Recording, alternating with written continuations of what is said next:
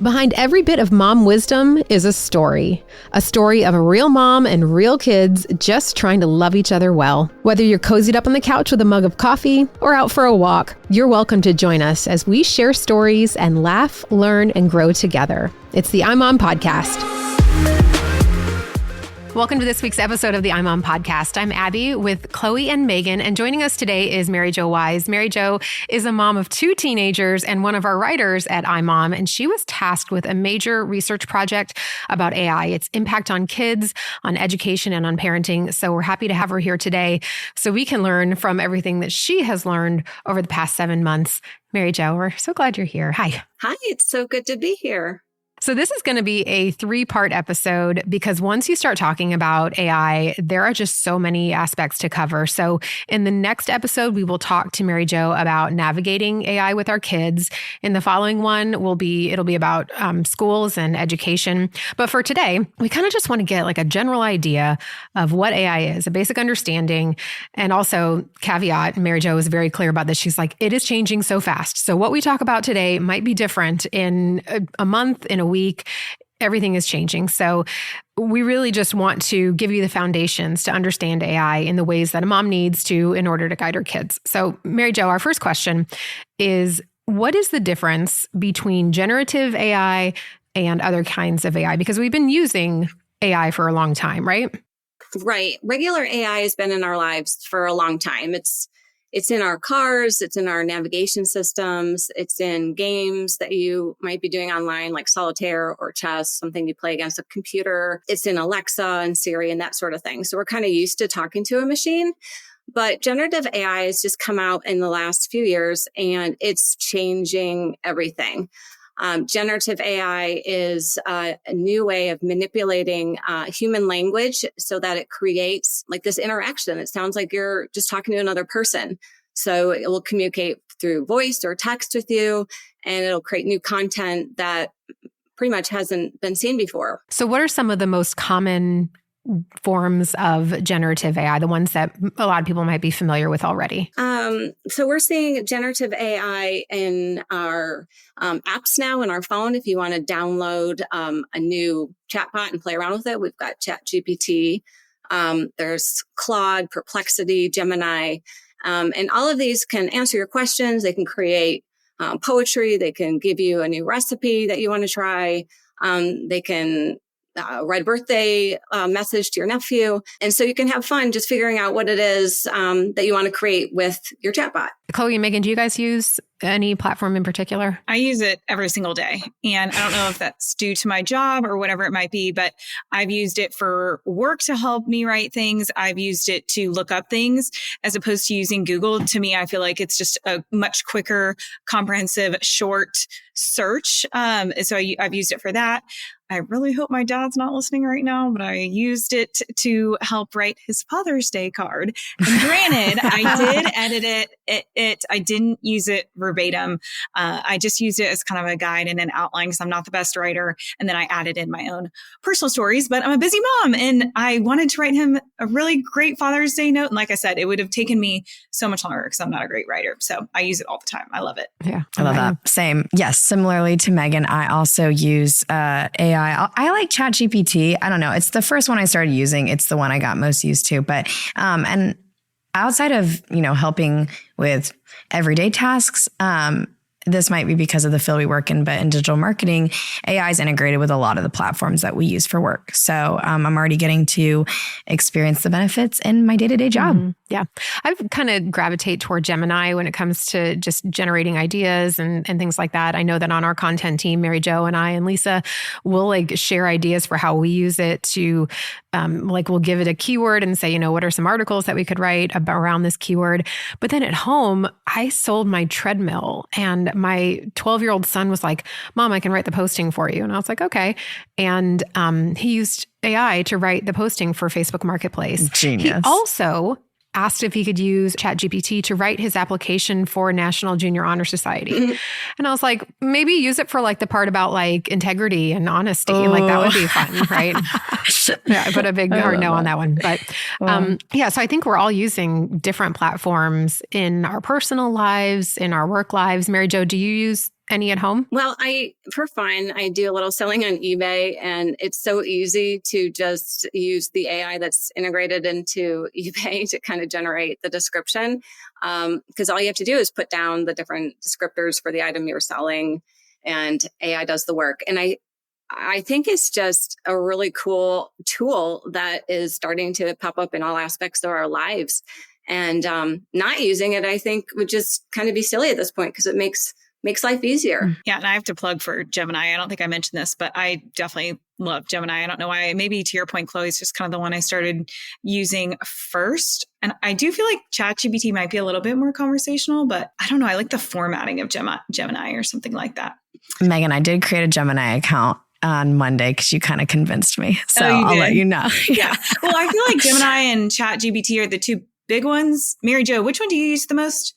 I use Copilot, Microsoft Copilot, and I use ChatGPT. But I have found that Gemini looks different on my phone than it does on my computer.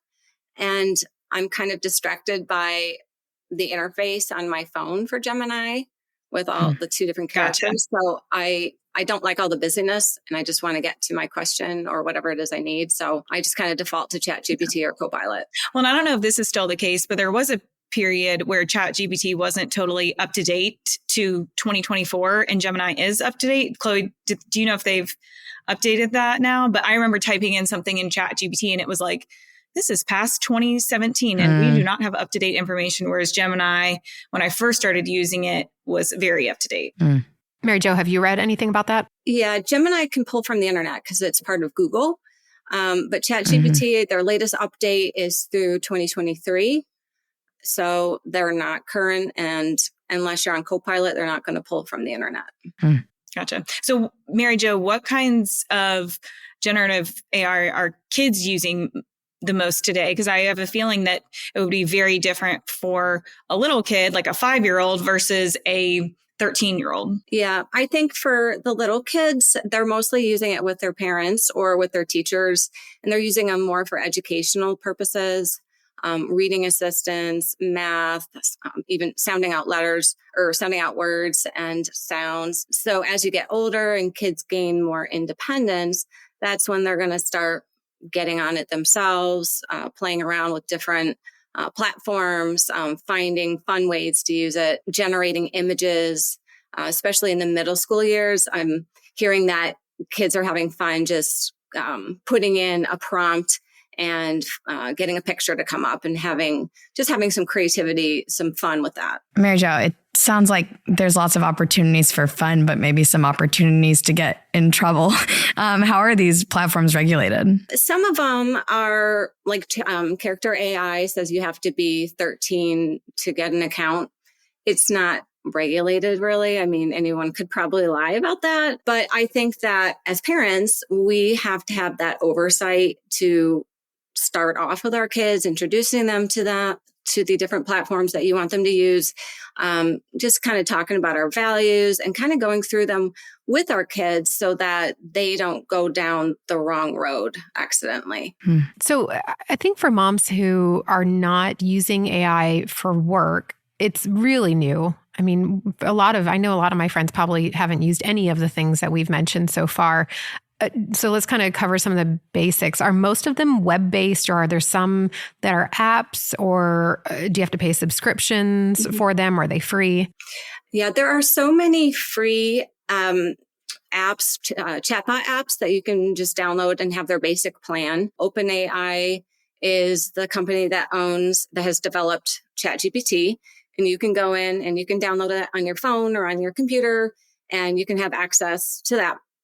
If you want more capabilities for any of the chatbots, you do have to pay a monthly subscription. But for like the average person, you probably don't need that. And your questions can be answered, whatever you want to know with your basic plan on Gemini or ChatGPT or Claude or any of those. And they're really fun to just like the other day, I didn't have anything to cook. I had no meat and we always eat something that usually has meat. And so I didn't have any. And so I didn't know what to make. And so I put in like 5 ingredients that I had in my fridge and said, can you please come up with something for me to make tonight? I've got a couple kids. One of them's kind of picky. Help me out. And I got these recipes, a couple different options. And it turned out really good. And my kids were like so impressed, like, oh, you're the best cook ever. And I'm like, I'm really not. Wow. But I'm really not, because I don't even like cooking.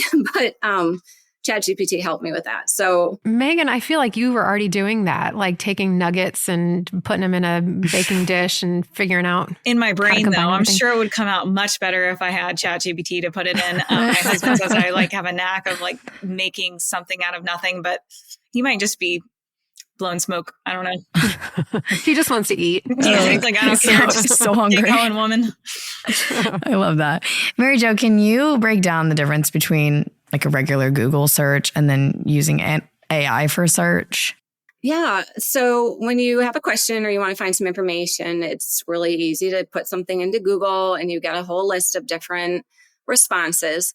But when you use a chatbot, the chatbot culls all of this information, like reads it like in a millisecond and gives you the top searched or the top relevant answers in a more synthesized, summarized way so that you can get your information really fast. And with some chatbots like Copilot and Perplexity, you'll have the sources down at the bottom that tell you where the chatbot pulled the information. And that's really useful because then you can go dig deeper into whatever site that was. Some people are just starting to say that search engines are going to be obsolete in like the next couple of years because people are going to go straight to chatbots. And that's really scaring some people who advertise on Google and make a lot more of their money through those searches. So some people aren't really happy about that. I imagine also that like if you search for something and if you Google it, it's going to give you the source. Like you're going to be able to pick from your sources. And, you know, so if I'm a mom and I see that iMOM has provided an answer to something, I'm going to want that before I get my answer from XYZ source that I don't know or don't trust. So like, I imagine that is something that people are going to have to figure out how to navigate, not necessarily knowing where that information is coming from. Yeah. I mean, you said they provide sources, but you have to kind of dig a little bit, right? It depends on which chatbot you use. So ChatGPT on their basic 3.5 GPT, that one doesn't give you sources. And if you wanted a little bit more of a specific answer, you could say something like, give me some parenting advice on iMOM, Focus on the Family, Parents Magazine, and tell me how I can help a picky eater.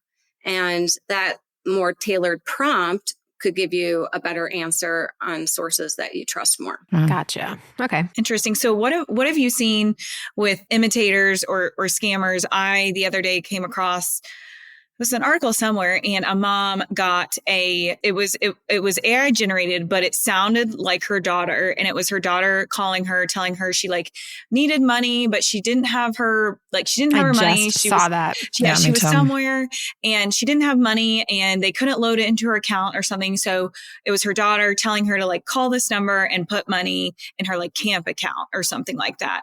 And it sounded like her, but it was a total scam call, which to me is insane. Like, how can they sound like someone's specific voice, know the number to call for that specific person, that parent? So what have you seen as far as scammers, imitators, deepfakes, things like that? Yeah, that's really scary. I actually had something like that happen in my family too. Someone called my dad and was saying something about my son.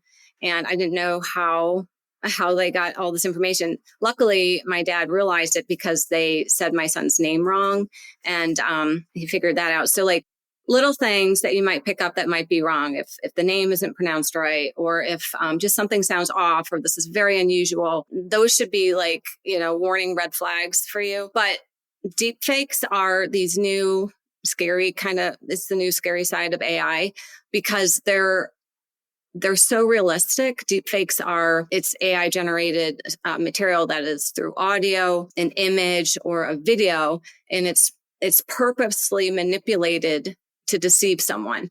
So you could have someone's voice. There was a deepfake of President Biden several months ago, saying some things. And it can be very credible. People will believe it because that's the purpose of deepfakes. So I really think that going forward, everybody's kind of got to look at things and listen to things with skepticism. There's just a lot of misinformation, disinformation out there. And Some of it is just accidental, but some of it is also a deep fake, and people are trying to do things to deceive people, unfortunately. In our next episode, we're going to talk a lot more about deepfakes and get into some of the concerns that parents have. But like, Mary Jo, can AI be biased? Because I know you've explained that it grabs information and kind of curates information from all different sources. Is it something that's going to lean one way politically or something like that? Yeah, and it has already. There are, if you look it up, there are a lot of stories with the different AI models, AI chatbots who have been called out for being biased. And so developers are aware of this, and they are constantly making tweaks to the algorithms and trying to get rid of that. But what people need to know is that these chatbots are trained on vast amounts of data. They are just gobbling up all this information on the internet. And while some of it might be like credible news sources and trusted sites, it also might be trained, and it has been trained, on YouTube videos and sometimes Reddit posts and Twitter feeds. And it could be even like your material or my material, anything we put out there. Developers are just kind of scraping what they can and getting as much data. So if some of that is material that's biased against gender or race or class or any of these things, the chatbots, unfortunately, are also going to reflect that bias. So when it pops up, developers are trying to make those changes pretty rapidly, and they're even pulling down their platforms so that people have a break from it while they make these changes, because they don't want that. Yeah. So Mary Jo, how do we as moms wisen up so we can, navigate AI with our kids? Yeah, I just think that we have to approach AI as something that we do with our kids, especially when they're little, that we sit down maybe on the couch and we kind of go through it together. And we're honest with them. Even 5, 6-year-olds, younger or older, will understand that people make mistakes, and these machines are also not perfect. They will make mistakes. They will, what they call, hallucinate 3 to 27% of the time. So it's just kind of a thing that developers are working on, but mistakes happen. And I think if kids know that might help them kind of look at things a little more critically and just not believe everything they see or hear. So you can't just really give it to your kid and say, have fun. I think that wouldn't be a good idea. I think you just got to have this conversation, and you got to keep it going with your kids as they get older. Mary Jo, you just said a word that kind of caught my attention. You said that AI can hallucinate. What does that mean? Yeah, the term is a new term, and it's applied to chatbots, and it refers to the output that they give you that is incorrect. It's wrong. It's just not real. So it's, you say a chatbot hallucinates, they've just got it wrong. And it's not like they meant to, not like the chatbot intended to deceive you. They just produce something that is incorrect. And the statistic is that they hallucinate, according to CNET, 3 to 27% of the time. And I have seen it hallucinate most with math homework when I'm trying to help one of my kids. And it's a very complicated algebra question, and I don't really understand it. But then I show my son the steps, and he's like, that's not right. That's not right. I'm like, oh, okay. It's hallucinating. So, all right. Sorry, I can't help you there. Math wasn't hard enough already. Wow. Okay. But it doesn't always get it wrong. So what are your thoughts on, the people that say, robots and AI, they're taking over the world. They're going to eliminate jobs, things like that. I was actually listening to a different podcast, and they were saying that they actually gave an example. I don't know which chatbot they were using, but it was one where you talk to and they actually talk back. It wasn't one that you type in. And they gave an example of how translators will no longer be needed, because they literally sat there with a person who only spoke Italian and a person who only spoke English and talked to it back and forth. And I mean, in a very conversational manner, this AI translated the entire conversation for them. So, and then it also gave an example of teaching kids math. It walked a child through an entire math lesson, and it was conversational. It didn't sound like a robot. It was super interesting. So I know a lot of people are concerned that it could eliminate jobs or, on the dramatic side, take over the world, whatever it might be. Yeah. Talk us off the ledge, Mary Jo. Yeah. Yeah, don't go on the ledge. Two things. First of all, I think that some jobs, unfortunately, will probably be ones that you have to kind of rethink or reimagine, maybe not eliminate, but just your job might change. But also so many other doors are going to open for our kids as they grow up, even for us as the years pass. And so there's going to be a lot more opportunity, I think, also for everybody. And we may just have to be flexible with our job skills. I mean, even like when I was a kid and I grew up and I became a teacher, the job I have now for iMOM did not exist. And I couldn't have even imagined it when I was a teenager. So what we're thinking right now, we probably can't even imagine what our kids are going to have available to them in 10, 20 years. But the other thing is with your translator example, Megan, it's sure that translator could be really, really good and have everything correct. But you know what? If you are not an English language speaker and you are, let's say, an immigrant or someone who's come to, the US or whatever, are you going to feel more comfortable sitting down with a human? Or are you going to be more comfortable with a robot? I think even if a robot is present, you're also going to have a person there because that human connection is irreplaceable. You can't take that out of like an uncomfortable situation or a new situation and a person still feel okay. And the same thing is in classrooms. We're going to have AI in classrooms and they're going to be helping with kids learning. But the human connection of having a teacher there is just something you can't replace. And I don't think they're going away anytime soon. Mary Jo, for a mom who's listening and is very overwhelmed by all of this, what advice can you give on how to just stay on top of what is coming out next? Okay. Yes. My best advice actually is something my husband advised me about 10 months ago. He said to me, when you start reading about chatbots and artificial intelligence, generative AI, it's going to sound so foreign, like a different language, and you're not going to really get it right away. But the more you read about it, the more you just kind of go through and just accept that maybe half of it I don't understand. The more you do it and you commit to it, you're going to understand more because the language, the vocabulary, it's just going to start to sink in. And I know that is scary. I was scared when I first started learning about it, but I found that different sources will talk to you in a more like conversational way, make it easier for you to understand. So maybe finding the right source material to read will help. I have recommendations for that, but also just kind of sticking with it because once you understand it, it's so fun and it's fascinating and you're really going to be able to help your kids if you know the basics. Yeah. Well, I have an idea for source material, iMOM.com, because Mary Jo wrote about 15 articles that are on there that are going to just help walk you through education and dangers and all the things. And in our next episode with Mary Jo, we're going to talk about how kids are using AI socially, how they're using it to develop friendships and that, like more intimate relationships where they talk about their emotions and use it as a therapist. And we're also going to talk about some of the dangers of AI. And if you want your husband to hear all of this, of course, he can listen to the iMOM podcast, but the All Pro Dad podcast also covered the topic of AI. And so I will link to those episodes in the show notes.